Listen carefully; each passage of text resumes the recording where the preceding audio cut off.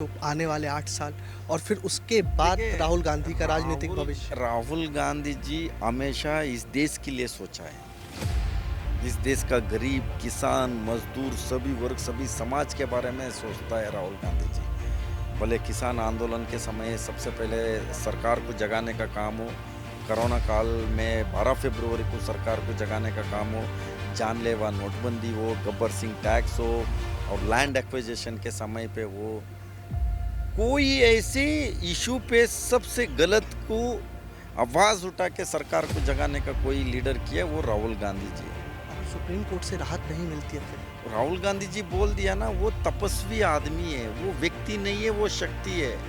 उसको कोई प्रधानमंत्री बनना है तो वो 14 में बन सकता था, दो दो बार।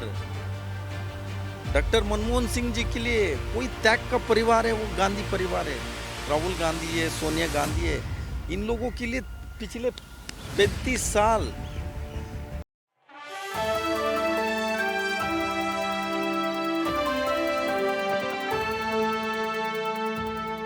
राहत नहीं मिली तो आने वाले 8 साल और फिर उसके बाद राहुल गांधी का राजनीतिक भविष्य। राहुल गांधी जी हमेशा इस देश के लिए सोचा है।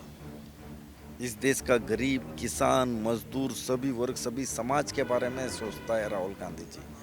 भले किसान आंदोलन के समय सबसे पहले सरकार को जगाने का काम हो, कोरोना काल में 12 फरवरी को सरकार को जगाने का काम हो, जानलेवा नोटबंदी हो, गब्बर सिंह टैक्स हो और लैंड एक्विजिशन के समय पे हो, कोई ऐसे इशू पे सबसे गलत को आवाज़ उठा के सरकार को जगाने का कोई लीडर किया वो राहुल गांधी जी है। अगर सुप्रीम कोर्ट से राहत नहीं मिलती है फिर राहुल गांधी जी बोल दिया ना, वो तपस्वी आदमी है, वो व्यक्ति नहीं है, वो शक्ति है।